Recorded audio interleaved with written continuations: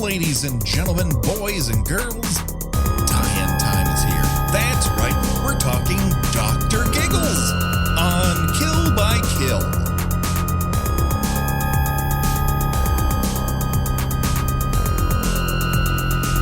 Greetings and salutations, Internet. It's your old pal, Patrick Hamilton, coming to you once again from More High? As if that is a place. This is the Kill by Kill podcast where we are dedicated to celebrating the least discussed component of any horror film, the characters. We're going to unpack all the goriest of details from 1992's Dr. Giggles in the hopes that a horny teen's untimely end is just the beginning of the jokes we could make at their expense.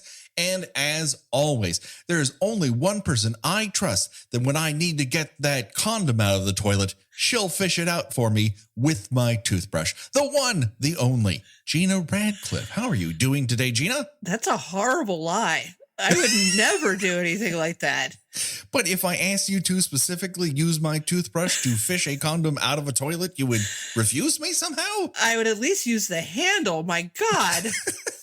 I have a feeling that that is not the first time Stu's little brother's toothbrush has made a fishing expedition into that toilet. Well, you know, there's his first mistake was putting on the condom before anything happened, which now that's not going to work, Stu. He definitely should have showed up for gym class on the day they were just giving out condoms. Like that was actually happening in high schools in 1992. That would have been nice. I don't know. Well, we'll get into it. We're going to get there. But before we do that, I don't want to scare you, Gina, but we are not alone. That's right. We have a special guest. She is the screenwriter of 2019's Black Christmas, the host of one of my favorite shows, Switchblade Sisters, on the Maximum Fun Network, and she is also a returning champion to Kill by Kill, the one, the only, April Wolfe. How are you doing today, April? Hey! Hi! I'm alive and ready to talk about kills. That's right. Now, when I mentioned on Twitter that I was enjoying a movie that I did not recall watching the first time, Dr. Giggles, you mentioned that you own the DVD. So this is a movie that you hold in high regard, I assume. I really do. I've seen it way too many times. Actually, not way too many times because it's still good every single time I watch it. It is brilliant. It is a quality film, and I think one a little bit lost to time. And I'm as much as fault as anyone because I remember going to see it, but I don't recall having an opinion about it. So where were you when you first witnessed Dr. Giggles? Oh, I'm going to sneeze. It's okay. No, you're not going to sneeze. You don't come on the show and sneeze. Not on this show, you told is a professional operation.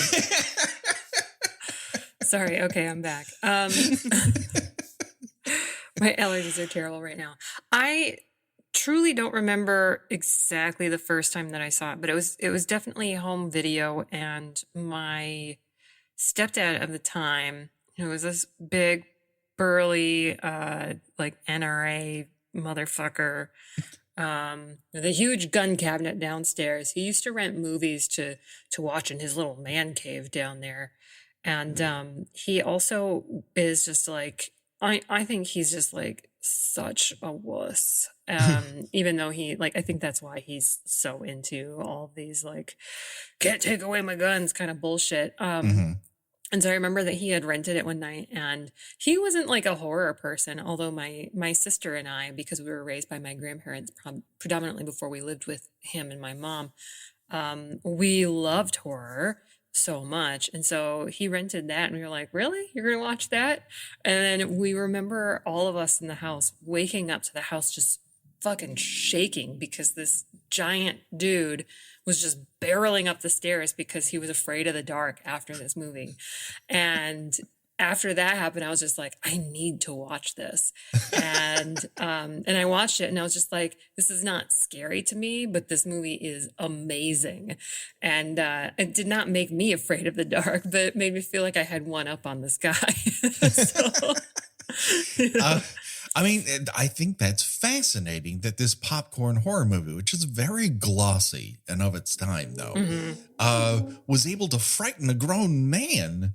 when it's like Freddy Krueger if you dressed him up in a nice 3-piece suit. Yes, it's just like all these amazing one-liners, and a kind of self-awareness that is also not too much for the filmmakers to trip over when they're making their homages to classic horror films. And I think it's just a glossy, beautiful movie. People think I'm, a little bit nutty when I'm saying like, no, like this is amazing. It's gorgeous. It's like something you should study. And like, I truly believe it. Well, it's very professional for what it is. Like at the time, there weren't a ton of slashers being made. It was sort of out of mode. They'd finally killed off Freddy Krueger, I think the year before. Mm-hmm. And so you have kind of an empty spot that it fills. And this is before we get to New Nightmare and Scream, which really deconstruct the genre. Oh, yeah. In a grand way. Yeah, because Craven was doing People Under the Stairs in 91. And, he was kind of into this over-the-top horror comedy stuff. And I think that Manny Cotto kind of caught the wind of that. But he was doing, both a throwback horror film and a 1980s slasher in 92. And it felt out of time and out of place, which is probably why it didn't completely get the it's a due. Yeah. Just because context is so key when it comes to evaluating movies. But, watching it now, I'm like, no, this is fucking great. It's very old fashioned, but not in a but in a very, I hate that you keep using the word professional, but like a lot of the slashers that we've talked about on the show, even Friday the 13th things, have been kind of haphazard and how they come across. And this feels like, oh no, this person understands how a movie is constructed, and it's full of weird and wonderful details. Gina, when was the first time you came across Dr. Giggles? Well, I know that I mentioned quite a few times that there was a period between 1990 and 1996 where I was still living in Southern New Jersey where I grew up, and there was nothing to do except hang out at people's houses and drink or go to the movies. So I saw a great deal of movies that have long been forgotten in the theater. And one of those movies was Dr. Giggles. And like you, Patrick, my memory of it was limited to, well, I recall seeing that movie in the theater. And I recall that Larry Drake was in it and that he had a weird laugh. And then that was literally all I remembered. And I have to say, as much as I'm enjoying it, this might as well be the first time I've ever seen it, because none of it is coming back to me. I was like, oh, I don't remember. How do I not remember someone getting ice cream sucked out of them? Why do I not remember that?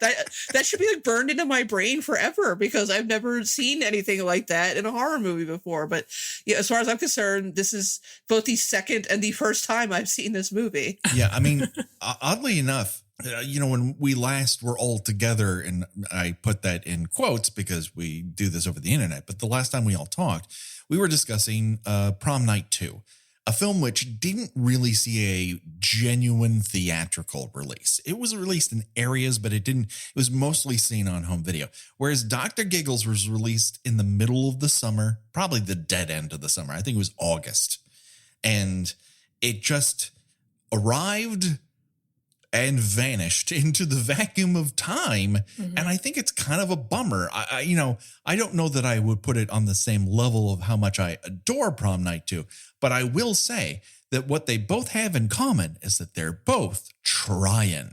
For its flaws, there's a lot of genuine effort being made to entertain the audience, and at this point that was hard to find, and by 92 that was very hard to find in horror movies. I mean, which slashers have a full homage to the lady from Shanghai? You guys go ahead, tell me, like go look up which slashers and do it well too. Like this is not like a kind of like silly thing. Like they actually, like Manny Cotto is just like, no, I love Orson Welles. Like how did that happen? And how did like these beautiful kind of recreations of Wales Frankenstein, happen. Like, this is a guy who clearly loves movies. And I was watching again today, and I was just like, the shot composition of this movie is far too good for what this movie was billed as. I can't believe it sometimes.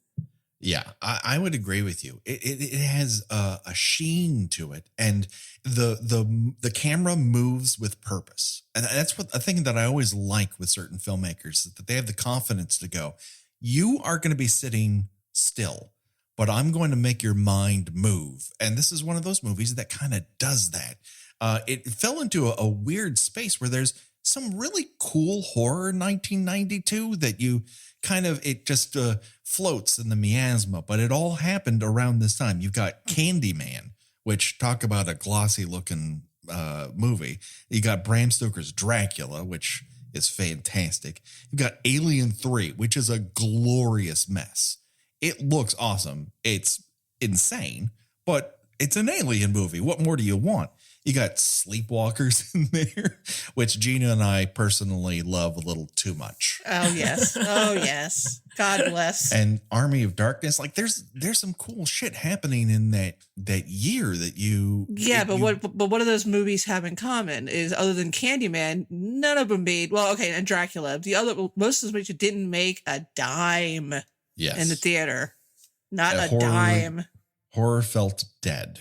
And yet it wasn't. There was vibrant attempts here. Unfortunately, one of those attempts was Prom Night 4, Deliver Us from Evil, a film I've yet to actually watch. So let's get into this. This movie was released by Universal. It was a Dark Horse Comics production. They were an independent comic book company. And apparently Manny Cotto came up with this idea and generally pitched it in the height of comic book mania. And Universal's like, sure, yeah, we'll pay $15 million for this. So we open with a journey through the human body via CGI. Which looks like the red blood cells look like pickled beets. Yes. It's not going to surprise anyone that this came out the same year as Lawnmower Man, because they don't look dissimilar in terms of their CGI. This is oddly just, 1 or 2 years before Jurassic Park, and the leap it takes from Dr. Giggles and Lawnmower Man to that is kind of insane. And we see a guy performing surgery on the human heart in what looks like a teaching hospital environment with they're looking down onto the operating table, and he's giving us a lot of technical information. But it turns out he has zero desire to save that patient. He just wants to kill that guy, and that guy turns out to be everyone's psychiatrist, I'm assuming, in this mental hospital. Yeah, this part wasn't really clear to me, except that he eventually escapes from the hospital. Yeah, it's a little bit of let's give them a Halloween, but you kind of understand what's going on a bit better. It's less smoke and mirrors and more giant gag effects. The entire operating theater is covered in blood by the time he's done there. He's actually severed off this guy's arms, which you don't see until the very next scene, in which he puts those very newly cold mitts on top of a nurse. He's sexually harassing a nurse with someone else's arms. And she's kind of into it, just not the right time. Yeah, you got the feeling like this has happened before. This is not new. What is going on here? She's also kind of into it, Like, yeah. She's like this is her secret love affair at work, Maybe he's a work husband, a work doctor. Maybe their personal giggles are a little bit more lascivious. I also love a good exposition walk and talk. I think like maybe the head of security or something is walking with two orderlies, and each of them has a separate piece of information that the other one doesn't. One knows that this guy has escaped. The other one knows the patient's number, and the other guy knows the guy's nickname is Dr. Giggles. These are things that neither of them knew until all of them say it in a row.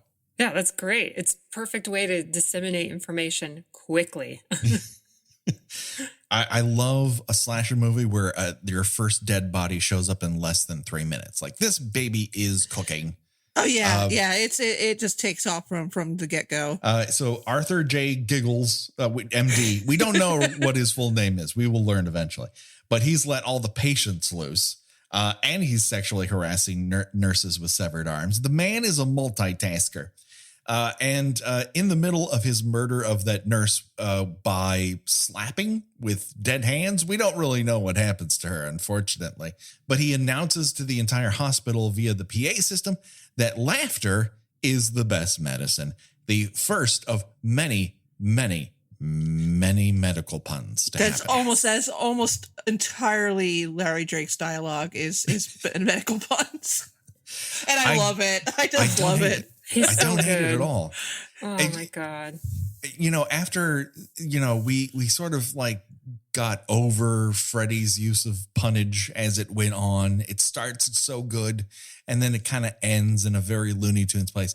Here, I don't seem to mind at all.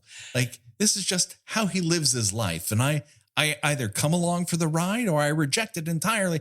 I've decided to just get in his Dr. Giggles mobile and enjoy the time we have together.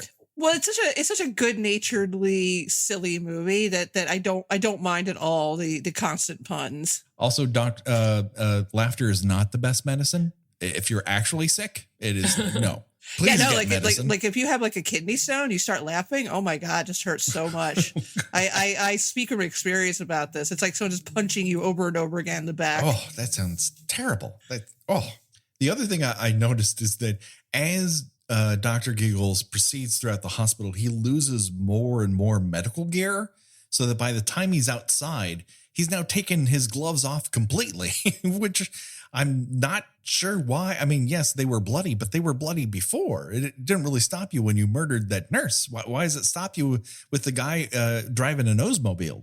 Yeah, I never thought about it. I never noticed. I just, when you see the insert of the hands, it's probably not Larry Drake's hands is what it comes down to. There's a continuity thing, but also you see his hand, like, I don't know why he shed his gloves because he's just getting his hands bloody all over again, but oh well. Who am I? I don't have a medical degree. I mean, I think he kind of enjoys it. I mean, I think he likes just getting in there and feeling around and all. It's kind of refreshing to have a killer with zero mystery to him. Like, he's not a puzzle box. No, he's just a guy who likes to giggle and murder people. But there is the mystery of how he escaped when his father was trapped in that house when the townspeople tried to burn him down. So there is a mystery. There is a little puzzle. But other than that, it's just like, he's pretty much who he is. Yes. And then now, upon the murder of 3 people, he's freed himself and he's gotten himself a sweet Oldsmobile and he's trucking it, according to a map, to a hastily written Moore High, which I think is like Northern California or it's Idaho. I can't really tell. Oh, I mean, it's certainly Oregon. Is it Oregon? Mm-hmm. Oh, yeah. Okay. I couldn't figure it out because certain people have like LA Dodgers caps and other people are sporting 49ers gear. And then there's the 5 freeway. And I couldn't quite figure out based on the map because nothing ever says California proper. It's just this mysterious locale. Yeah, it's supposed to be Oregon. And I think they actually did shoot in Oregon too. Ah, well, it certainly is lush. It does not look like California, which is very, very brown. So this then transitions us to our main cast, who the residents of Moore High, who apparently are the horniest people that have ever just graduated high school. It's also apparently, I guess the high school is called Moore High School. That's like that joke that keeps on giving now. I did not pick that up, but that makes sense. It's so good. We're Moore High, not less high. Moore High School. And we have the classic group of friends that don't seem like they actually like each other very much, which is always one of my favorite horror slasher movie tropes. Like, these people would never, ever, ever spend more than 15 seconds around each other in real life. Yeah, they're just waiting to graduate. They're just spending their time like either getting in each other's way or making life difficult for one another. And just sending like hateful stares at each other. Just like, oh, is that your boyfriend? I'm going to stare fuck daggers at him And while we have a conversation. While dressed like Ellie Mae Clampett for some reason. I think because she wears it well. I mean, if I looked that much like Ellie Mae Clampett, I think I would try to pull it off all the time. I will say that this definitely, just as Freddy vs. Jason encapsulated 2001 as far as its fashions, this really gets 1992 down. Not so much the Ellie Mae Clampett look, but definitely the guy and the girl who sneak into the house. Yes, that outfit she's wearing, the little floral print dress with the ballet flats. I had the same outfit. That was just the look of 92. She even had the big old like hair bow like on one side of her head. You know, you think that like 92 was, we were getting into the grunge era. Not quite. So we weren't quite there yet in 92. We were still mostly late 80s. I mean, this is released a mere 9 months after Nirvana's Nevermind. And we weren't quite. It wasn't quite a fashion statement yet. No. Everything is drab floral prints and unsupportive bras. It's just everything is boxy and about 5 sizes too big for even the slenderest of individuals on display. And it is here that we meet our main heroine, one Jennifer Campbell, played by Holly Marie Combs, in the middle of her smash run on picket fences. And if you don't know what that is, here's a quick explainer. It's what Twin Peaks was on CBS, in that it wasn't fucking weird at all. And it had Tom Skerritt. And Tom Skerritt's mustache. I remember picket fences. I remember her being on Charmed when I remember picket fences, but Charmed was later though, right? Yeah. Yes, Charmed would be the year after, I think, Buffy's debut, when the CW was like, like horror shit? Like supernatural stuff? Like, let's just do that. Charmed was its first response to people noticing that Buffy did not suck. Whereas Holly Marie Combs' character on Picket Fences was daughter. She didn't really have and I'm sure she character. played the hell out of daughter. I'm sure she did. I don't remember anything about it other than I think in the pilot, someone finds a body in a washing machine. And I'm like, oh, hey, someone watched My Bloody Valentine. And I don't remember anything else. But she does have a boyfriend that she doesn't seem to like very much, who happens to be played by the late Glenn Quinn, who would later be seen on another Buffy spinoff, Angel. And he was also on Roseanne, which again is what I know him from. He was Mark? Yes. I was trying to remember which daughter's husband he was. But yeah, he was Mark. You're right. Yeah. And he has very tall hair in this. He's a cutie. He's a cutie pie. He really is. He's definitely got that early 90s soft boy look. Oh yeah. What's funny, because I think we found out probably later with Roseanne, and also for Angel, that he could actually act. And then in this movie, he's not really getting. He's not great. No, a huge shot. Yeah, I think a lot of it has to do with a lot of their outdoors dialogue being ADR, and that just sucks the energy out of every single performance. Yeah. I think an ADR performance is really hard to pull off, and it seems to be beyond almost everyone here.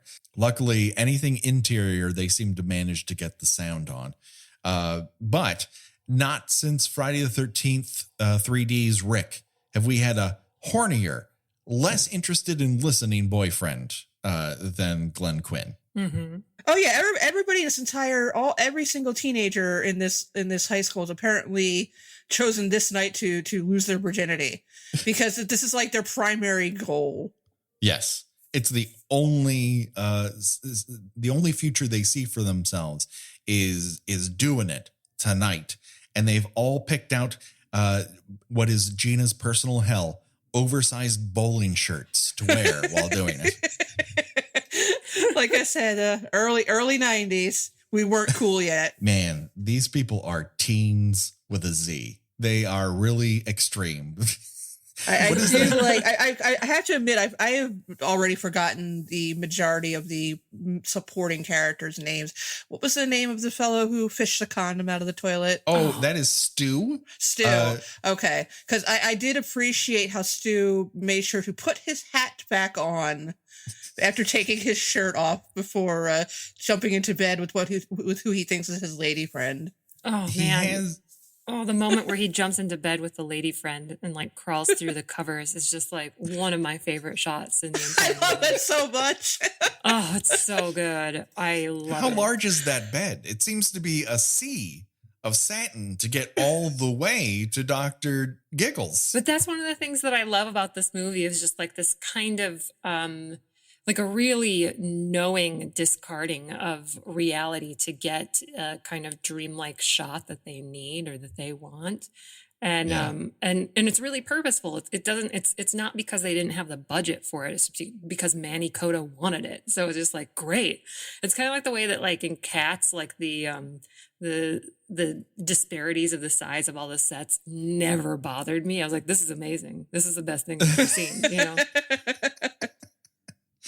I speaking of disparity in size, the amount of hair that's coming out of the front of Stu's hat, it seems purposeful. Like this is his signature look. This is how he wants to be seen. Yeah, that hat's a very deliberate choice. Whereas the flower on the front of Holly Marie Combs' top seems to be haphazardly just clipped there.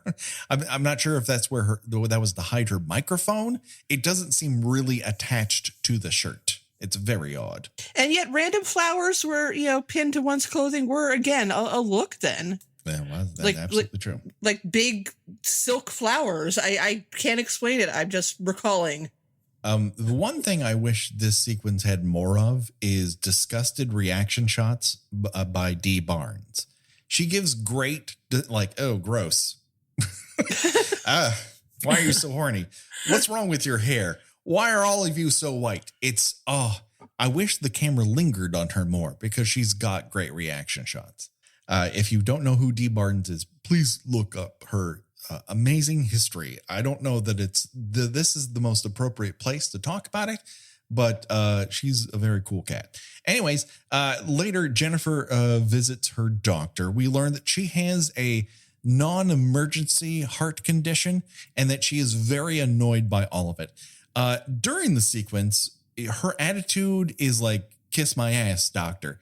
And we're not sure why that is. It is later explained that her mom has died having a routine operation. And so therefore she holds a resentment against the medical professionals of the world. It's nice that we're actually told that because otherwise you were like, why are you so weird right now? And also we learn that in 1992, the only protections that the federal government had for people living or possibly exposed to AIDS and HIV was a very large poster in your doctor's office. Like, that's it. That's all you get. That and a condom message, a very unsuccessful condom message in Dr. Giggles. We learned that she may or may not have to have heart surgery. So she is fitted with basically a Walkman looking thing that will monitor her heart. Or as her nosy neighbor said, that's a weird radio. While leaning down and pulling her shirt up because that's something that neighbors do to each other in our pre-social distancing world. To me, it seems like that neighbor character is so wonderful because it almost seems like a throwback to Joe Dante doing that with Gremlins, and the way that Joe Dante was doing it was he saw it as a throwback to like older movies, from the 40s, and so it felt like an older kind of archetype that I was really excited to see show up because that doesn't really exist in that time. She that actress also played she was the head nurse in The Exorcist 3. Mm-hmm. And just an absolutely probably one of the best portrayals of who could give a shit nurses in all of our just absolutely indifferent to anything that happens on her ward. Oh yeah. Priest wakes up. He wakes up next morning with his head gone. what do you want me to do about it? I was off duty. Smoke. She's also very much like the hairstylist on The Critic. Just, nothing phases her. She was also in Roseanne. She played a character in Roseanne for a little while. So the same thing with the other actor, Quinn. And I remember her also being in another Dark Horse movie, The Mask, around the same time. That's right. Yeah, she was. Yeah, she might have been their lucky charm. It didn't work here. It sure as hell worked for The Mask. Well, we agree to disagree, I think, because I love her. I only say that in terms of its financial success, not in the success of the motion picture that it is. Something I very much enjoy. But this is the first shot we get of the Dr. Giggles residence. And the fence in front of it looks like it was visited by Magneto having a hissy fit. And it turns out that this house was broken into by the townspeople of Moor High when they discovered that Dr. Giggles' dad was killing his patients in the hopes of finding a heart that he could transplant into that of his very sick wife. So those are some very strong residents of Moor High, because that is a very serious iron fence they pushed their way through. Well, they took some power pills, ate some floating cherries. That makes perfect sense. Mrs. Henderson is the nosy neighbor. She's a sort of flashback to, for me, is sort of evoked that bewitched, model of a next door neighbor who notices that something's weird, but never sees it head on. And here it kind of bites her in the ass. But Jennifer completes her walk home from the doctor's office to her own house. And right out in front, we're presented with a Mazda Miata. Wanna fuck Cliff DeYoung more often? Drive a Mazda Miata. I assume the Mazda Miata is owned by Michelle Johnson. Star of Blame It on Rio. Yeah. Star of one of the most fucked up, successful, oddly enough, movies of all time, Blame It on Rio, in which two guys are like, I don't know, you want to fuck each other's daughters? Oh my God. What a crazy fucking movie. Highly, highly recommend the We Hate Movies episode on it. Even I think it broke their spirits. I would agree with that. It is an excellent episode, and it is a confounding motion picture of every possible stripe. But Michelle Johnson is playing Tamra, hereon referred to as fucking Tamra, because she is a prototypical sort of step monster, but not quite. She's your dad's new girlfriend. And all she wants to do is get really sweaty with Cliff DeYoung, who I know I've seen a million times, but registered almost no recognition in me other than, it's that guy. Because he wasn't playing an asshole, which he almost always does in every other movie he's ever been in. He always plays like the antagonist in Ghostbusters. He always plays that kind of character. He was a dad in The Craft too. Boy, he had a run of horror dads there. He was in The Hunger. Okay. He was Susan Sarandon's boyfriend that she wisely left for Catherine Deneuve. Okay, yeah, fuck yes. And then she ended up killing him at some point. So, but he absolutely deserved it because he was a complete schmuck in it. But yeah, I think that if you looked at his filmography, like, I remember that he was a complete schmuck in that. I don't say that he's a complete schmuck in this. No, he's all right. I mean, he's dating a woman half his age, but whatever. I mean, he's a new widower. He's going through his midlife crisis. He's just trying to get over his loss. I understand it. Do you guys hear all these sirens? I do. Yes. Sorry. That's all right. I've kind of gotten used to that here, unfortunately. I've been trying to mute them out, but yeah. It's getting pretty bad right now, so I'm just going to mute myself. The world is so weirdly quiet now that it sort of makes sense that we hear everything in the background now. Oh, yeah, totally. The birds are crazier than ever here. I cannot record during the day because I'll just sound like Tippi Hedren. This town, speaking of very loud birds, is filled with giggling owls. That becomes a real motif later on in the movie, which people are like, Oh, is that a doctor, Giggles? No, that is an owl. That is a bird. but do owls sound like they're laughing? These do. In Moorhigh, the town is silly with them. Well, I mean, everyone's got a silly laugh in Moorhigh.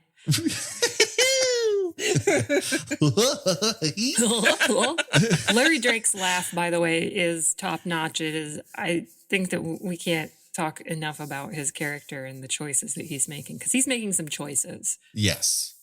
And they could have gone wrong, but I don't feel that they do. No, they're very controlled. He's great in it. I mean, to date, I guess previous to this, he would have been known to me in two things. One, I saw his name in TV Guide for LA Law. I never watched an episode. Oh, I watched LA Law. I don't know why. I was like, 15 and watching LA Law. I just, for what TV on a Thursday night at 10 p.m. probably just wasn't happening for me. All I know that happened on LA Law is a lady fell down an elevator, and one of the lawyers had a big problem in his romantic life because he was having sex with a Laker girl. I don't know how that's a problem, but it sure was for him. Well, I will tell you about his performance in a way that I will try to sound as sensitive as possible. His character was mentally challenged. And I was shocked to discover that in real life, he was not mentally challenged. He was really genuine. I think he won a couple of Emmys for it. He did. Yeah. Yeah. He was very good and extremely convincing. And a lot of times when one movie I fall back on with terrible portrayals of mentally challenged characters is Riding the Bus with My Sister with Rosie O'Donnell. No. Which is just, I implore you to watch it because it is something else. You will never forget it.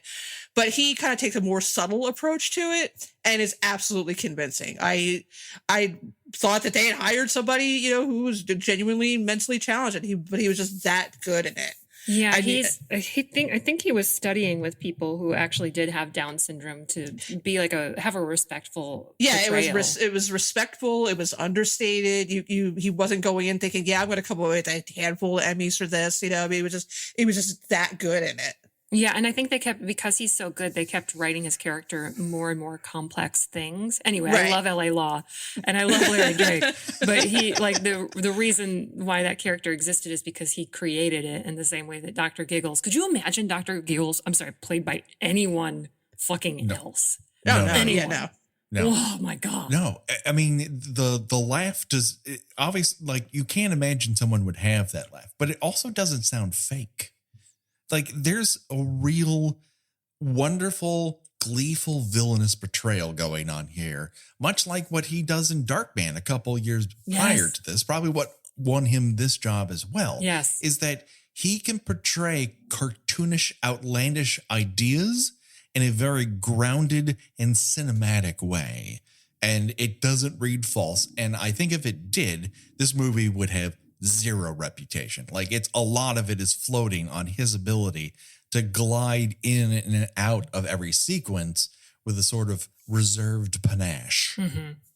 Let's see here. Where are we? Oh, yeah, we learned in a flashback that young Dr. Giggles was cutting open his stuffed animals and hastily suturing them back together in a way that would set off alarm bells almost any other household other than his father's. But for some reason, this seems to be viewed as a very romantic and wonderful time they had together.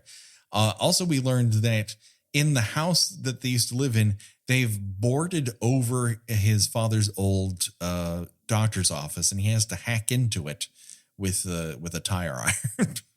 But he gets his dad's old doctor case, which seems to be filled with the most deadly medical instruments known to man. Oh my God, it's such a dead ringers move.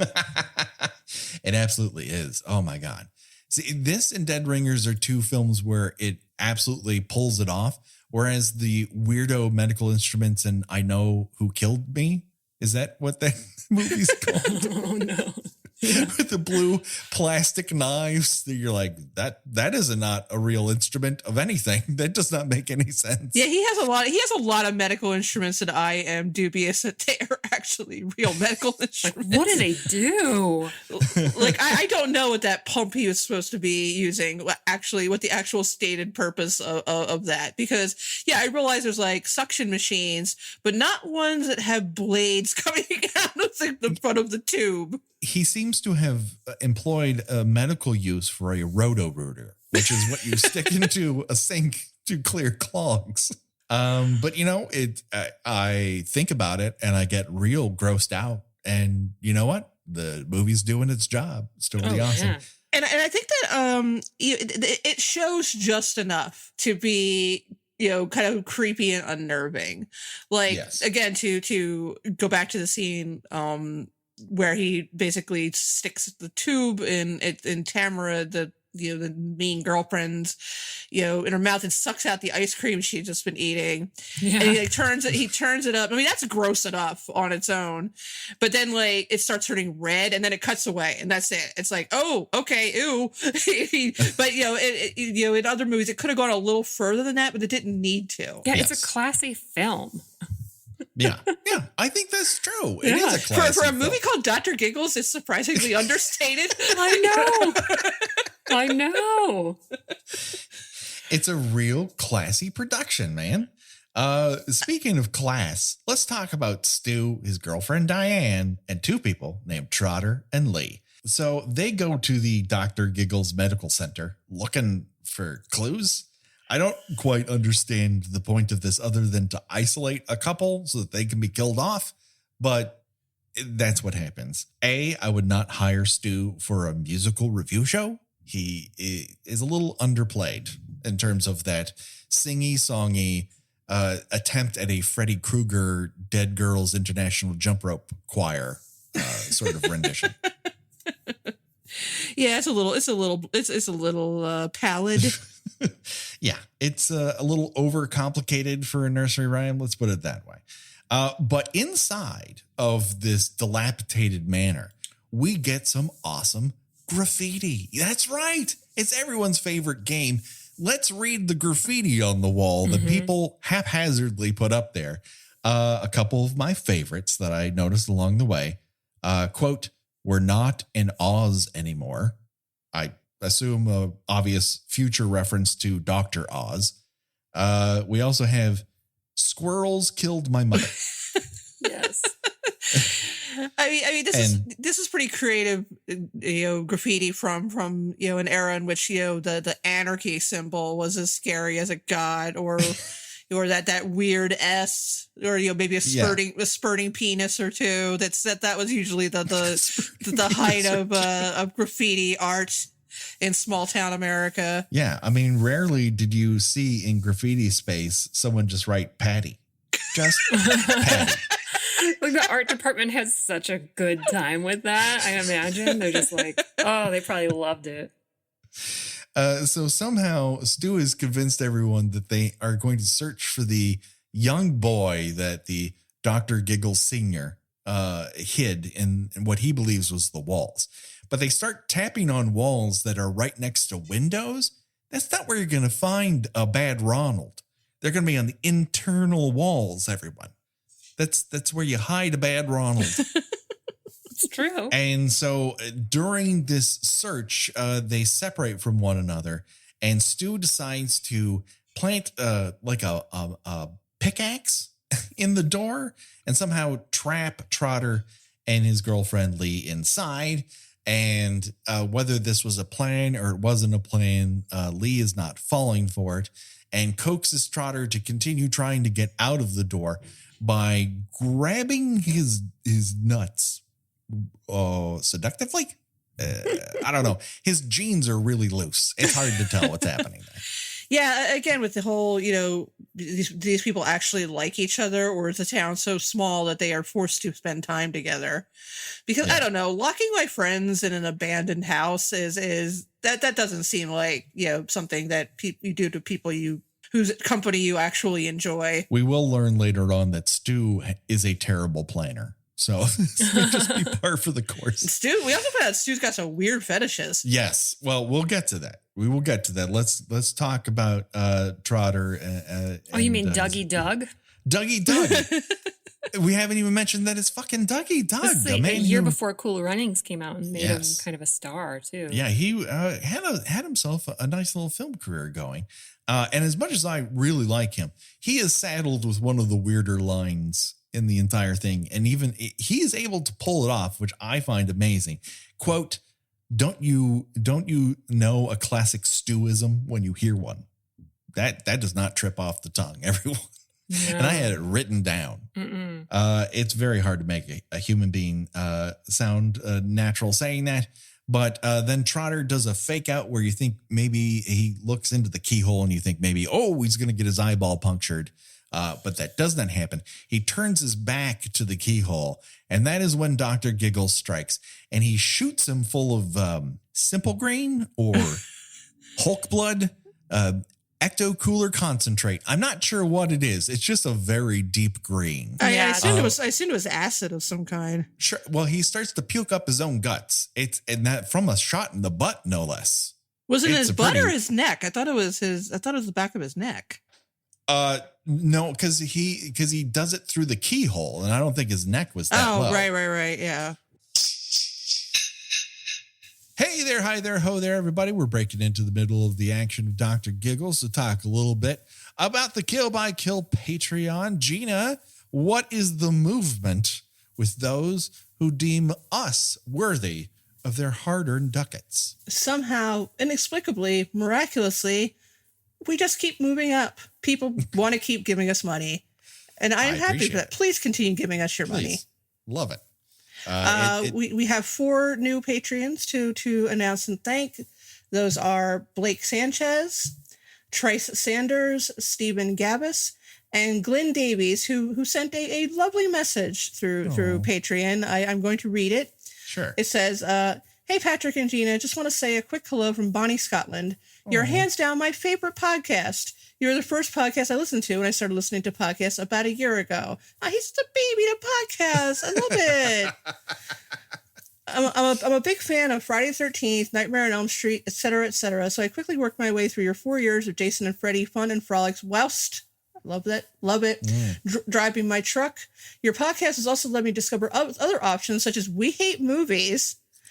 Imagine that. We inspire somebody to listen to We Hate Movies. We're a gateway to We Hate Movies. I like it. Talk is Jericho, WTF with Mark Maron, and Something to Wrestle. I've enjoyed the journey so much that I've decided to join the Patreon. Looking forward to many more episodes. Keep up the great work, and I am eternally grateful for you introducing me to the phrases fuck horse and drug rug. and then he sent 3 smiley emojis. I'm so happy that we could introduce these words into your lexicon. I, for one, feel very happy that drug rug is something that is exploding across the internet. It's just a delightful bit of phraseology that I hope outlives us all. And so really, thank you so much for helping us keep the lights on and keep this podcast free for you. As much as I would like to think that podcasting requires very little investment, it turns out it requires an astounding amount of investment over their previous 4 years. Mostly our time, but also some money too. Yes, none of the technology we use is free. And so thank you very much for helping us keep the lights on that way. We really, really do appreciate it. And we are using your money wisely in weeding out films that sound like they would be great for the show, but in truth are not. And finding some real gems that we can't wait to bring your way, such as Dr. Giggles. I would not have been, that German Blu-ray did not come across the ocean for free. So thank you very much for bringing it to these shores. And of course, if you have the time and the wherewithal, please rate and review us on iTunes. I know you hear that from every podcast, but right now, not the most flattering description of us is currently what meets new listeners. So if you haven't, or even if you have, or you have a significant other whose iPhone happens to be unlocked, please rate and review us on iTunes. If you love the show, and tell us why. If you tell us, what character death you love from one of the movies that we covered, we'll talk about it here on the air again. And because we love you, our Kill by Kill listeners. And so with that, Gina, I say we get right back into the action of Dr. Giggles. What do you say? Let's go. Yeah. So I'm assuming it's his butt, or it's his thigh, or it's his spine. I don't know. Whatever. I swear it's the spine. I think it's a spinal guy. Yeah. It's a spinal tap, as it were, that would tap into America. Sure. Yes. Yeah, I think that would have putting something into your spine. I think would have a more immediate reaction than putting something in your butt cheek. Yeah, I don't know how medically accurate Dr. Giggles is. It is a lot of fun to watch. People throw up their own guts. It's a nice, it's a kind of death you haven't seen in a little while, unless you've been watching Fulci 24/7. And should you really? You probably shouldn't be. No. And then after this, Dr. Giggles enters the room and finds Lee in her amazing patchwork vest and refills his hypodermic needle, his overly long hypodermic needle, with said acid gunk. And we can assume that she gets the same treatment. It is rather unfortunate that the black couple is killed off so quickly, especially when they are some of the best actors in the entire film. Yeah, if I could raise one eyebrow, I would have been raising it at that scene. Yep. It is a throwback to a time that I'd rather not relive. And Dr. Giggles, if it has a misstep, that's probably its biggest. And also comparing playing a saxophone to performing oral sex. Which is not. I don't play the saxophone. I know people that do. Uh-huh. And if you tried either of those, switched off either of the techniques used in either of those situations, you would be asked to never do those things ever again. It is a rather extended look at someone giving a saxophone a blowjob. It goes on for quite a while. Yeah, I think her friend who just kind of gives up and walks away is kind of the audience reaction surrogate in that scene. She has the right idea. There's a lot of smart characters in this. We've already talked about how this town is full of giggling owls. Then we go to Mrs. Henderson's home. I like that she has the same haircut as her dog. Yeah. Erica, her dog is named Erica, which I love. I love in real life and in movies when people give their pets human names. I love it so much. I love it. My dog, Nigel Tufnell, would agree. And she's interrupted from her nightly ritual, I assume, of watching Ben Casey with a tumbler full of scotch. And reading the Weekly World News later, which made me so sentimental for my grandmother. God rest her soul. She read that every week. I mean, they've got great deals on $5 train sets. Say what you will. But she goes up to the Dr. Giggles residence and sees an eye behind the door, immediately calls the police. This is our introduction to the police here. And we see them first at the party on quote unquote Breeders' Hill. Once again, this is a very horny movie. Yes. Yeah, everybody is making out. It's like fucking Caligula there. I mean, I wasn't a big partier in high school, but I mean, when I did go to parties, most people were just kind of sitting around playing video games or watching some dude play the guitar or just getting drunk. But there weren't just people just laying out in the open, just making out and fondling each other like they're Plato's retreat or something.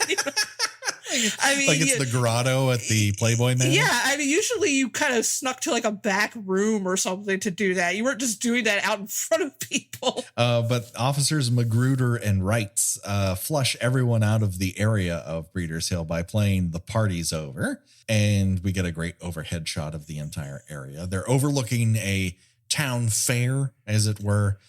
We will later go to that town fair, but we have to talk about the unfortunate end of Mrs. Henderson's run. I like that Mrs. Henderson walks like Robert De Niro in The Irishman. There's a hunch.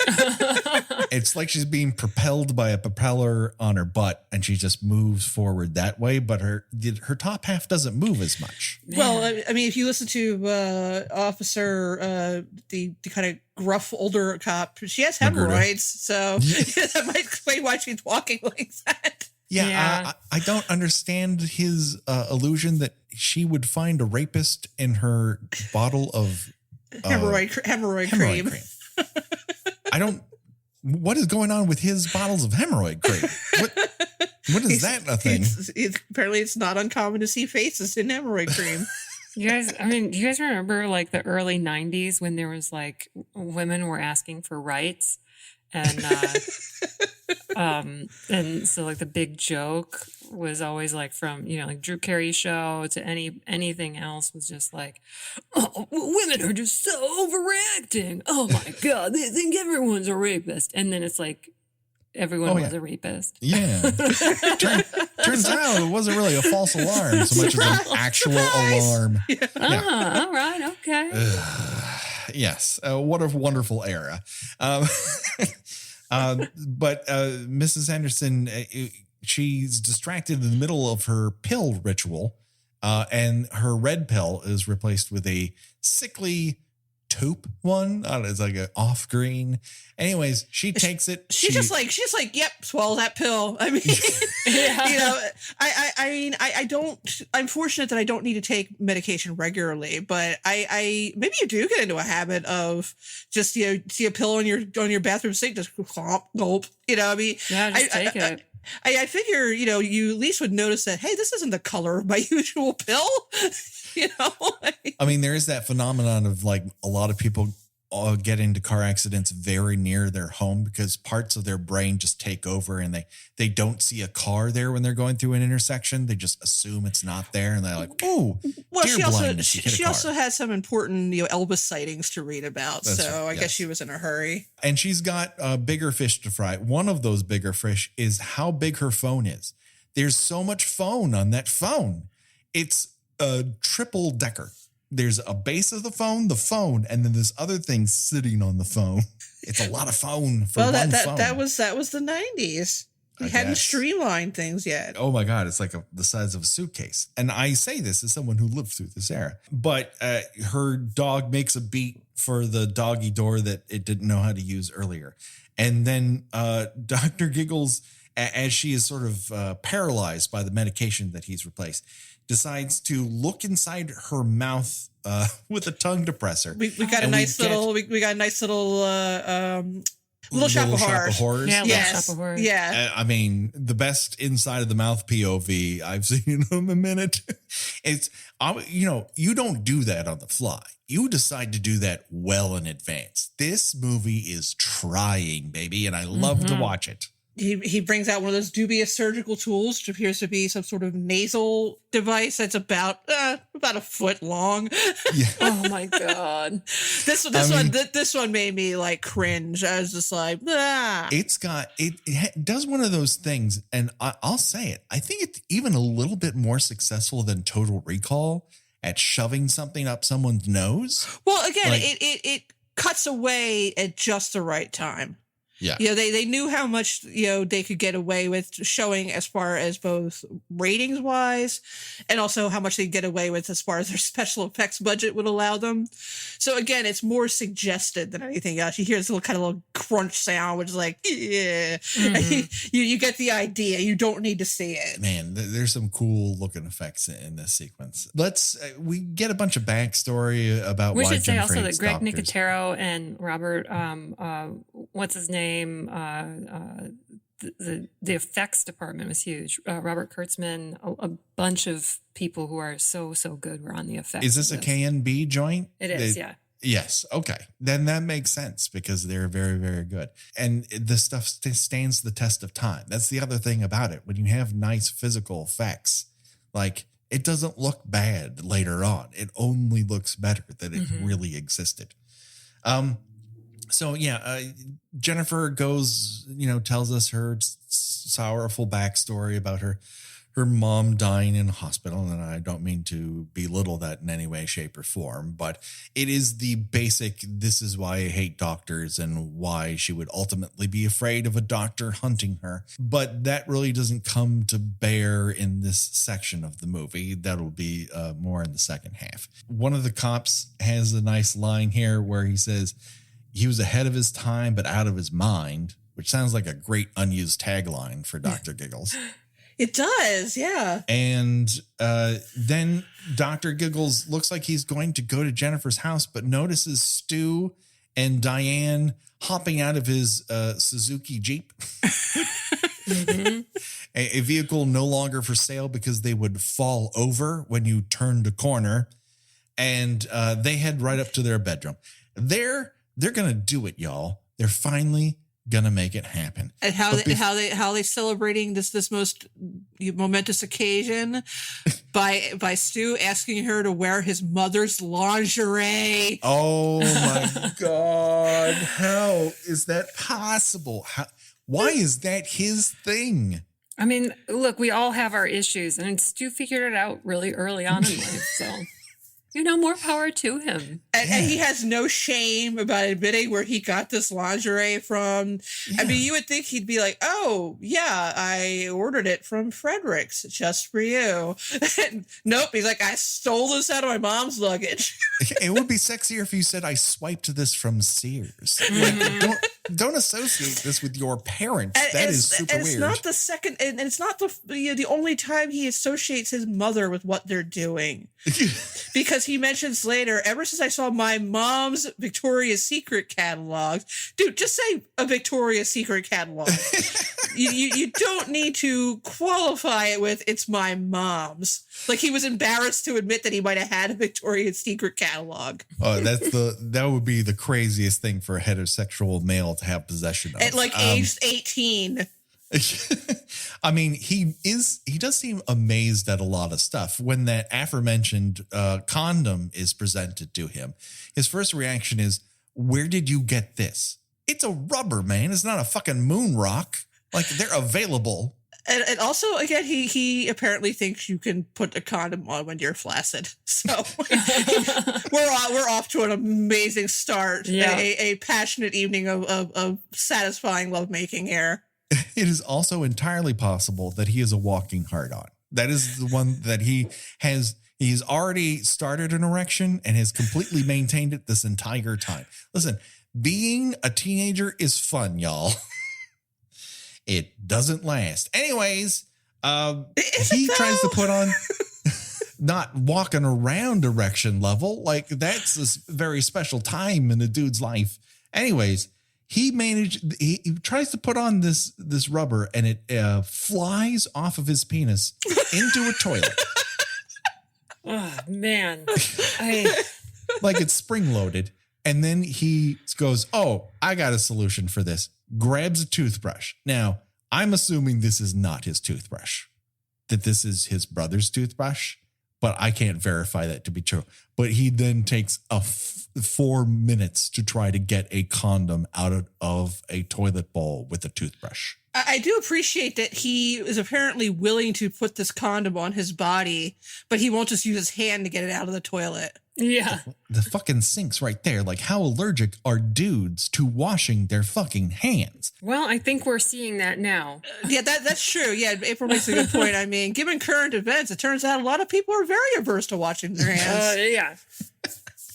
Little did we know, but apparently we all knew. Dr. Just Giggles ignored is it. a documentary.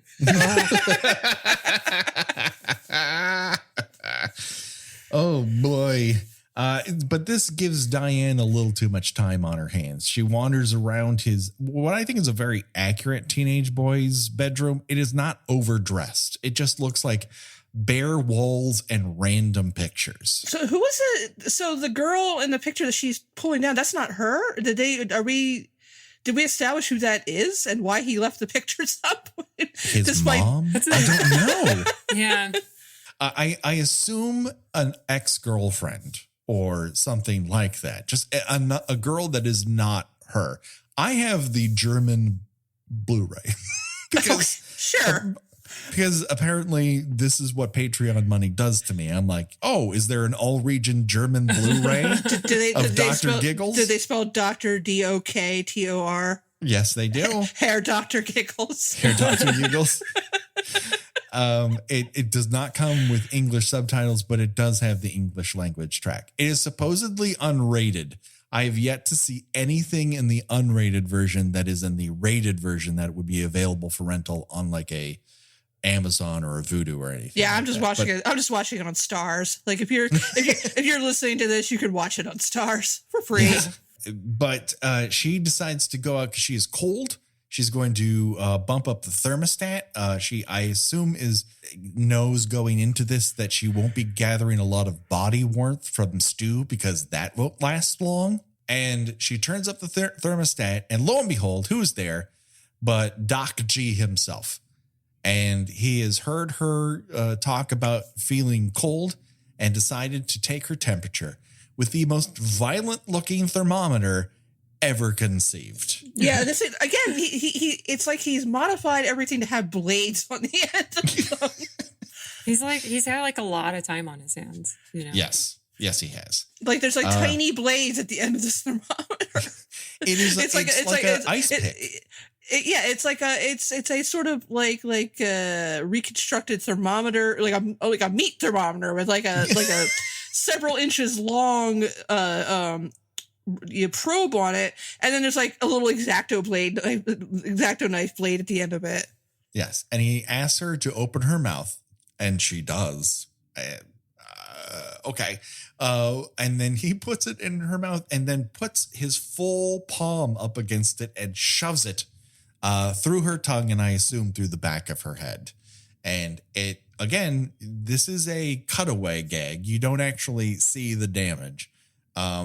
So classy. Dr. Giggles, very classy. I don't know if that was an MPAA thing or if there was ever a version that had results.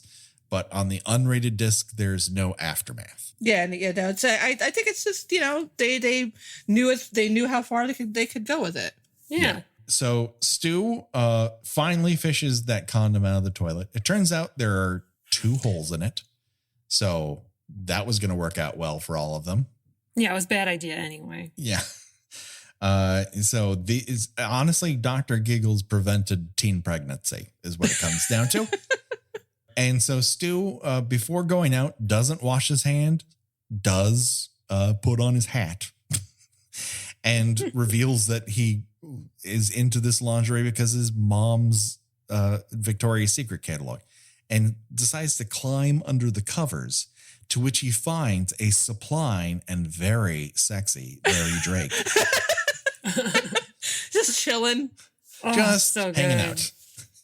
And certainly, while I don't want to body shame anyone here, but Larry Drake and the actress playing Diane are different body shapes. Yeah, well, the lights are out, though. Come on. That's true. He can barely see anything with the floodlights coming in through his window. That's great.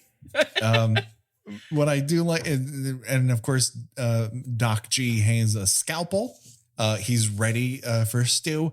And then we see this swirling upward shot that is scored apparently by music from the motion picture Airplane. It goes, as it goes up. That's Brian May, man.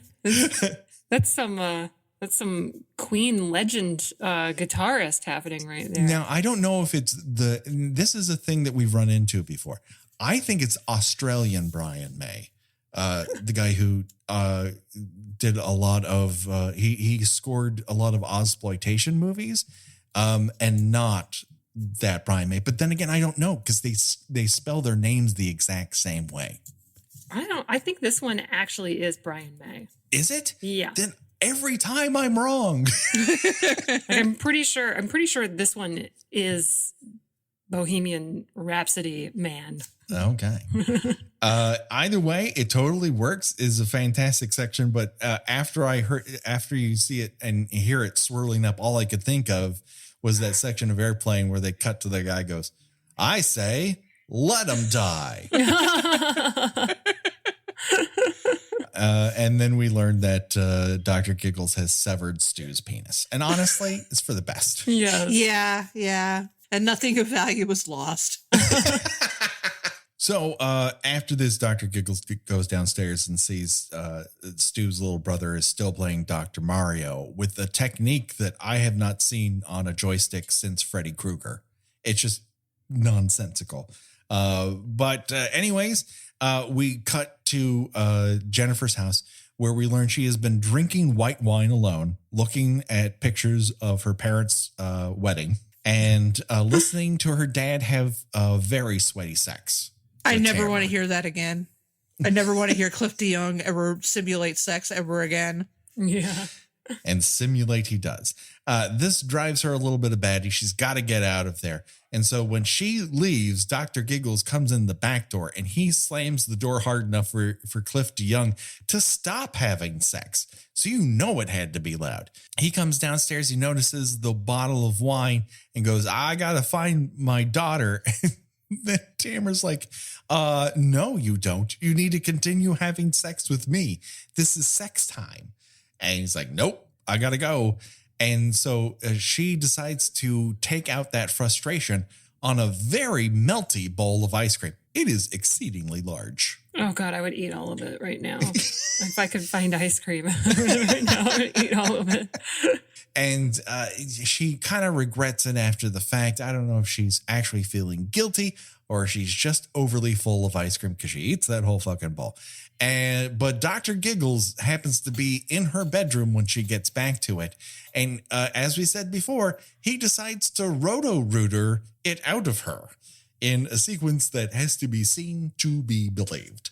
I actually love this part of the movie. I love every part of this movie. It's fun. It really is. And like I said, the part with the whatever suction machine that is, it's great and it's gross and it goes just far enough. And you don't feel too bad for anyone yet outside of Trotter and Lee. I mean, they didn't deserve what was coming to them, but I think everyone else had it coming. Maybe not the hospital staff. Yeah, I forget it. Everyone is innocent and guilty. But that brings us, of course, once again to everyone's favorite segment, and that is Choose Your Own Death Venture. And that is where we decide of the deaths portrayed in this section of the movie, which one would you choose to die from and why? Up for bid, we have non-elective heart surgery and disarmament. I guess. However, the nurse dies. She's just killed off screen. You could have your throat slashed. You could have a toxic injection to either the butt or spine, or just a regular toxic injection somewhere else. You have Mrs. Henderson's nose exam tool to the brain, Diane's thermometer through the back of her head, Stu's dismembered penis, and of course, an ice cream roto-rooter. And, as our guest, April, I choose you to go first. Oh, fuck. I'm a roto-rooter girl, I think. Because, it's a gift that I use a lot, too. Sure. But you get ice cream ahead of it. Yeah. And I just love her character so much because she's just, such a pouty bitch. And you're like, she's going to die. And, she's just kind of built for the horror genre to be ticked off in a really cool kill. So, sure. But yeah, I just think it's so fun. It's so fun. I think that's perfectly valid. Gina, what say you? Gosh, I don't know. You know me, I always try to go for the quick death. Mm-hmm. So, I guess the thermometer through the back of the head, that seems like something that would take you out pretty quickly. I mean, you realize you are going to die in someone's mother's lingerie, though. Oh, yeah. That is how you are going to be found. Shit. You know what? I'll just take it. My heart cut out. That's all right. It's a quick left. Yeah. I'm definitely not going with dismembered penis. There's no way. And I'm not going with toxic injection. I think I'm going to take non-elective heart surgery and disarmament. Because at least I'm passed out for that. Disarmament, yeah. Yeah. And my arms would go on to lovingly touch a nurse. something I've always thought about, my dismembered arms stroking the nurse's shoulders. Yet somehow that is still less weird than asking your girlfriend to wear your mother's lingerie. Or giving a saxophone a blowjob, which are two other things that happen in this movie. It's just that good of a movie. And so that brings us pretty much to the end. April, before we go, why don't you tell people where they can find more from you in this world? Oh, God, do they want to? I don't. Yes, absolutely they want to. I'll tell you right now, if they're not listening to Switchblade Sisters, they're crazy. That is a great and fantastic show with wonderful guests, and I love the movies that you guys talk about. Oh, well, I'm not worthy. You guys are very sweet. But yeah, I guess listen to Switchblade Sisters, and I'm on Twitter far too much to both calm and ratchet up my anxiety.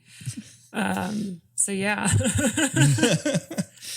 Do it today. Yeah. And, hopefully when production gets back up, I will have a few more movies coming out, but everything is stopped now. So we'll see. We're in the same boat on that one. All right, Gina, where can people find you on these here internets? I am a writer at The Spool. That's thespool.net, in which I review movies and television shows. I am also on Twitter under Porcelain72, although I've been pulling away a little bit recently because I have become addicted to Animal Crossing. It is taking everything in my power to not turn this into the Animal Crossing podcast, but it is a balm to my soul, and I cannot recommend it enough. Listeners, if you have children who have Switches, I implore you to go and take them away from them. They should be doing their homeschooling and order Animal Crossing for yourself. It's better than Xanax. You just fish and collect building materials. That's all you do. That is the primary focus of Animal Crossing, and it's wonderful. And pay off your debts. Yes. It's something that all of us fantasize of. Of course, you can find us on Twitter at KillByKillPod. You can reach out to us via email for longer requests at killbykillpod@gmail.com. We're on Facebook. We're on the Instagram. Come and check us out. We're fun sometimes. And of course, we have Patreon, where we have specials just a couple months ago, although last week in the actual time frame. Well, we talked about Glenn Danzig's Veronica, which is a movie of some kind. We have not recovered from that yet. That is a motion picture that also references great European horror films and does not know what the fuck to do with them. It is a thing. And I'm still processing what it is, but I did learn that everyone in downtown Los Angeles has a French accent. So there's that. And that just about does it. So next time we'll be back with more Dr. Giggles to finish it off. And so for myself, for Gina, and for April, bye-bye, everybody. Bye.